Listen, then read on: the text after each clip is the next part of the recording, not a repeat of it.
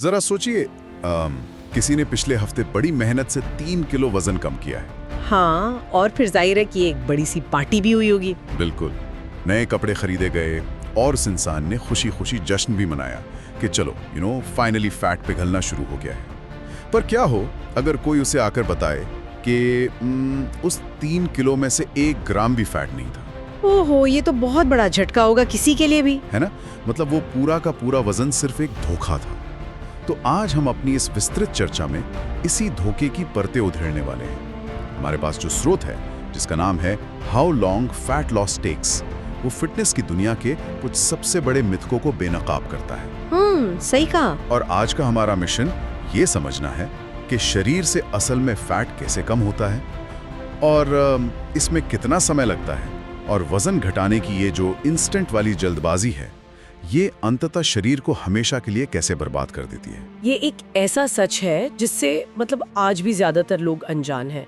मैं तो ये मानती हूँ कि हम एक ऐसी संस्कृति में जी रहे हैं जहाँ हर चीज हमें तुरंत चाहिए होती है। हाँ, 10 मिनट में ग्रोसरी की डिलीवरी चाहिए सबको। बिल्कुल, 1 सेकंड में मैसेज का रिप्लाई चाहिए और स्वाभाविक रूप से 7 दिन के अंदर फ्लैट पेट चाहिए।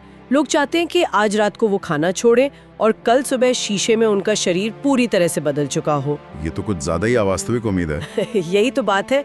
ये जो 10 दिन या 15 दिन का जादुई आंकड़ा लोगों के दिमाग में बैठा हुआ है ना, यही सारी समस्याओं की जड़ है। अगर मैं इस पूरी जल्दबाजी की तुलना किसी असल जिंदगी की स्थिति से करूं तो ये बिल्कुल वैसा है जैसे कोई रातों रात एक 25 मंजिला इमारत खड़ी करना चाहता हो। बहुत सटीक उदाहरण है ये। मतलब जमीन में नींव खोदने या सीमेंट को सूखने का समय किसी के पास नहीं है। बस बाहर से जल्दी जल्दी पेंट कर दिया, चमकदार कांच लगा दिए, बाहर से वो इमारत कुछ ही दिनों में तैयार और बहुत सुंदर दिखेगी। लेकिन उस बिना नींव की इमारत का क्या होगा? जैसे ही मौसम बदलेगा या पहली तेज आंधी आएगी, वो पूरी की पूरी इमारत ताश के पत्तों की तरह ढह जाएगी। एकदम सही। क्रैश डाइट और जल्दी वजन घटाने के उन एक्सट्रीम तरीकों का नतीजा भी शरीर के साथ हूबहू यही होता है। स्रोत इस बात पर बहुत जोर देता है कि अवास्तविक लक्ष्यों को पाने के लिए लोग अपना खाना पीना लगभग पूरी तरह से छोड़ देते हैं। हाँ, और जिम में जाके घंटों शरीर को तोड़ देने वाला वर्कआउट करते हैं। बिल्कुल, जो कि लंबे समय तक टिकने वाला तरीका है ही नहीं। पर रुको, एक बात है जो किसी के भी मन में आएगी। मतलब जब कोई इंसान सुबह उठता है और तराजू पर अपना वजन चेक करता है और उसे वजन 2 किलो कम दिखता है, तो वो खुशी तो असली है ना? हाँ, वो मनोवैज्ञानिक रूप से तो खुशी देती ही है। राइट। उस इंसान को एक मानसिक संतुष्टि मिलती है, उसे आगे बढ़ने की प्रेरणा मिलती है। अगर वजन कम हो ही रहा है और परिणाम से खुशी मिल रही है, तो ये एक्सट्रीम तरीका इतना बुरा कैसे हो गया? मतलब नुकसान क्या है अगर नतीजा मिल रहा है? मैं समझ रही हूँ आपका सवाल। देखिए, वो खुशी असली हो सकती है, लेकिन वो नतीजा पूरी तरह से नकली है। नकली कैसे? यहाँ सबसे दिलचस्प बात यह है कि तराजू सिर्फ गुरुत्वाकर्षण का एक माप है। तराजू ये कभी नहीं बताता कि असल में शरीर से क्या खोया गया है। पॉइंट तो है। जब कोई अचानक से खाना बहुत कम कर देता है और शरीर को हद से ज्यादा थकाना शुरू कर देता है, तो मानव मस्तिष्क इसे ऐसे नहीं देखता कि मुझे स्मार्ट दिखना है, इसलिए वजन कम करने की कोशिश चल रही है। तो दिमाग क्या सोचता है? विकासवादी दृष्टिकोण से अगर हम देखें तो हमारा दिमाग आज भी 10,000 साल पुराने उसी शिकारी युग में जी रहा है। वो इस क्रैश डाइट को एक भारी खतरा, या सीधे शब्दों में कहूँ तो अकाल के रूप में देखता है। अकाल? तो शरीर को लग रहा है कि बाहर कोई बहुत भयंकर अकाल पड़ गया है और अब शायद महीनों तक खाना नहीं मिलने वाला है। एग्जैक्टली। क्या इसलिए वो फैट को पकड़कर बैठ जाता है? जैसे ही उसे लगता है कि भुखमरी आ गई है, वो तुरंत सर्वाइवल मोड यानी हाई अलर्ट में चला जाता है। मतलब वो खुद को बचाने की कोशिश कर रहा है। हाँ, इसे ऐसे समझिए कि शरीर का मेटाबॉलिज्म एक भट्टी है जो ऊर्जा पैदा करती है। अकाल की स्थिति में शरीर इस भट्टी की आंच को एकदम धीमा कर देता है ताकि बची खुची ऊर्जा को बचाया जा सके। ओके। वो हर एक कैलोरी को फैट के रूप में कसकर पकड़ लेता है, और फिर जब वो इंसान थक हार कर या बोर होकर वापस अपनी सामान्य डाइट पर लौटता है, तो शरीर उस सारे नए खाने को बहुत तेजी से फैट के रूप में जमा कर लेता है। ओहो, ताकि अगले अकाल के लिए तैयारी कर सके। एकदम सही। तो इसीलिए वो सारा कम किया हुआ वजन लौट कर वापस आ जाता है। और मैंने देखा है कि कई बार तो लोग पहले से भी ज्यादा मोटे हो जाते हैं। हाँ, क्योंकि शरीर अब डरा हुआ है और विज्ञान हमें यहाँ असली तस्वीर दिखाता है। विज्ञान क्या कहता है इसके बारे में? स्रोत यह साफ करता है कि स्वस्थ तरीके से मानव शरीर की जैविक सीमा ये है कि वो हफ्ते में केवल आधा से 1 किलो तक ही असली फैट कम कर सकता है। बस इतना ही? वेट क्या, सिर्फ आधा से 1 किलो प्रति हफ्ता। हाँ, यही सच्चाई है। पर इंटरनेट पर तो ऐसे सैकड़ों विज्ञापन और वीडियो हैं जो हफ्ते में 3 या 4, यहाँ तक कि 5 किलो वजन कम करने का दावा करते हैं। तो क्या वो जो तराजू पर जीत महसूस हो रही थी, वो बस एक धोखा था? बहुत बड़ा धोखा।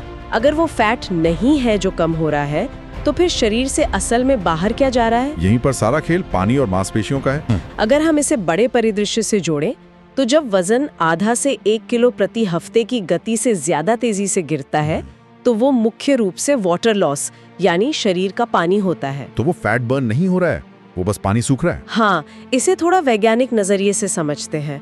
हमारा शरीर कार्बोहाइड्रेट्स को ऊर्जा के लिए मांसपेशियों और लिवर में ग्लाइकोजन के रूप में जमा करके रखता है। ग्लाइकोजन कि ग्लाइकोजन का हर 1 ग्राम अपने साथ लगभग 3 से 4 ग्राम पानी को बांध कर रखता है। ये बिल्कुल एक स्पंज की तरह है। ओहो, तो जब कोई क्रैश डाइट पर जाता है और खाना या कार्बोहाइड्रेट्स एकदम से बंद कर देता है, तो शरीर उस स्पंज को निचोड़ देता है। एकदम सही समझे आप। शरीर सबसे पहले उन ग्लाइकोजन के भंडारों को खाली करता है। ओके। और जैसे ही ग्लाइकोजन टूटता है, उसके साथ बंधा हुआ वो सारा का सारा पानी शरीर से बाहर निकल जाता है। तराजू पे जो वो जादुई गिरावट दिखती है, हाँ, वो शुरुआत के 3-4 किलो। हाँ, वो फैट नहीं है, वो सिर्फ और सिर्फ पानी है। जैसे ही इंसान दोबारा नॉर्मल खाना या कार्बोहाइड्रेट खाना शुरू करेगा, वो स्पंज फिर से पानी सोख लेगा और वजन रातों रात वहीं पहुंच जाएगा जहां से शुरू हुआ था। यार, ये तो बहुत बड़ा धोखा है खुद के साथ। मतलब इंसान सोच रहा है कि वो फैट कम कर रहा है, लेकिन असल में वो सिर्फ डिहाइड्रेट हो रहा है। बिल्कुल। लेकिन आपने पानी के साथ मांसपेशियों यानी मसल लॉस का भी जिक्र किया था। हाँ, और ये वजन कम करने की इस गलत प्रक्रिया का सबसे खतरनाक और नुकसानदेह हिस्सा है। ऐसा क्यों? देखिए, फैट शरीर के लिए एक आलसी ऊतक है। उसे बनाए रखने के लिए शरीर को ज्यादा ऊर्जा नहीं चाहिए। लेकिन मांसपेशियां तो बहुत काम करती हैं। बिल्कुल, मांसपेशियां बहुत महंगी होती हैं शरीर के लिए। उन्हें हर वक्त ऊर्जा चाहिए होती है। जब शरीर उस भुखमरी वाले मोड में होता है और उसे बाहर से खाना नहीं मिल रहा होता, तो वो हिसाब लगाता है। किस तरह का हिसाब? वो सोचता है कि मेरे पास इतनी ऊर्जा नहीं है कि मैं इन भारी भरकम मांसपेशियों का खर्च उठा सकूं। तो ऊर्जा बचाने और पैदा करने के लिए शरीर अपनी ही मांसपेशियों को तोड़ना और खाना शुरू कर देता है।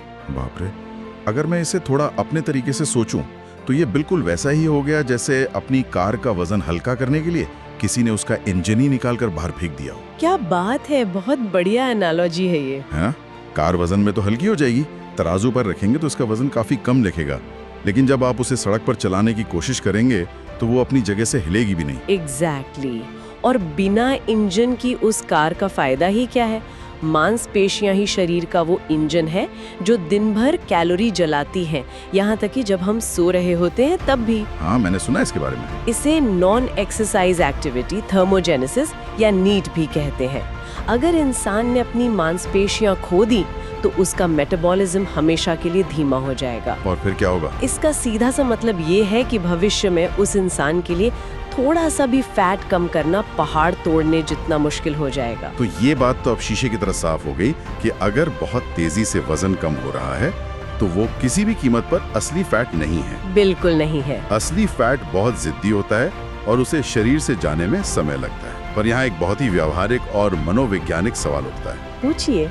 जब विज्ञान ये साबित कर रहा है कि असली फैट तो बहुत धीरे धीरे ही कम होगा, मतलब वही आधा से 1 किलो वाला नियम, तो हम अपने उस अधीर दिमाग को कैसे समझाएं? ये सबसे बड़ी चुनौती है। हम सभी के अंदर वो फास्ट रिजल्ट चाहने वाला इंसान बैठा है जिसे रोज शीशे में बदलाव देखना है। इस धीमी और उबाऊ प्रक्रिया को कोई कैसे स्वीकार करे? सारा संघर्ष इसी मानसिकता को बदलने का है। स्रोत लॉन्ग टर्म फैट लॉस के लिए, यानी हमेशा के लिए इस चक्र से बाहर निकलने के लिए कुछ बहुत ही जरूरी नियम बताता है। वो नियम क्या है? सबसे दिलचस्प बात यह है कि ये नियम जिम में पसीना बहाने से ज्यादा दिमाग के अंदर होने वाले बदलावों के बारे में है। इनमें से सबसे पहला और सबसे अहम है रोज रोज तराजू पर चढ़ना बंद करना।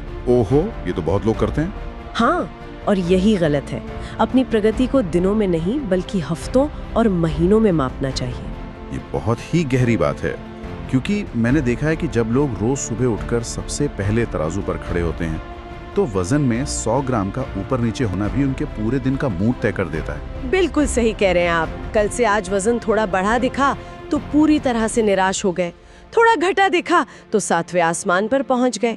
ये एक ऐसा इमोशनल रोलर कोस्टर बन जाता है जो इंसान को मानसिक रूप से थका देता है। और सिर्फ मानसिक रूप से ही नहीं, ये शारीरिक रूप से भी शरीर को तबाह करता है। शारीरिक रूप से कैसे? इसके पीछे का विज्ञान बहुत ही हैरान करने वाला है। रोज वजन मापने की ये जो चिंता है, ये जो तनाव है, ये शरीर में कॉर्टिसोल नामक स्ट्रेस हार्मोन का स्तर बहुत तेजी से बढ़ा देता है। कॉर्टिसोल, वही हार्मोन जो शरीर तब रिलीज करता है जब हम खतरे में होते हैं? हाँ, विकासवादी रूप से कॉर्टिसोल तब रिलीज होता था जब कोई जंगली जानवर हमारे पूर्वजों का पीछा कर रहा होता था। मतलब फाइट और फ्लाइट वाला रिस्पॉन्स। एग्जैक्टली। ये शरीर को संकेत देता है कि जान खतरे में है, इसलिए तुरंत ऊर्जा जमा करो। और आपको जानकर हैरानी होगी कि शरीर इस आपातकालीन ऊर्जा को कहाँ जमा करता है? कहाँ? सीधा पेट के हिस्से में, महत्वपूर्ण अंगों के आसपास। इसे विसरल फैट कहते हैं। रुको एक सेकंड। मतलब तराजू पर चढ़कर वजन चेक करने का जो स्ट्रेस है, वो असल में दिमाग को ये सिग्नल दे रहा है कि कोई जानवर पीछे पड़ा है। हाँ। और इस वजह से शरीर पेट के आसपास और ज्यादा फैट जमा करने लग जाता है। ये तो एक दुष्चक्र बन गया यार। इंसान वजन कम करने का स्ट्रेस ले रहा है और उसी स्ट्रेस की वजह से उसका शरीर पेट पर फैट बढ़ा रहा है। यही विज्ञान की वास्तविकता है। इसीलिए स्रोत कहता है कि दिनों के हिसाब से जीना छोड़िए। तो फिर क्या करना चाहिए? जब प्रगति को हफ्तों या महीनों में मापा जाता है, जैसे कि 1 महीने पहले वाली शर्ट अब कैसी फिट आ रही है, या दिन भर में ऊर्जा का स्तर कैसा महसूस हो रहा है, तो ये बेवजह का कॉर्टिसोल स्पाइक रुक जाता है। शरीर तनाव मुक्त होता है और फैट छोड़ने के लिए तैयार होता है। और इसके साथ ही निरंतरता की बात आती है। हम अक्सर देखते हैं कि लोग जोश में आकर नया साल शुरू होते ही जिम का महंगा सब्सक्रिप्शन ले लेते हैं। हाँ, न्यू ईयर रेजोल्यूशन। राइट।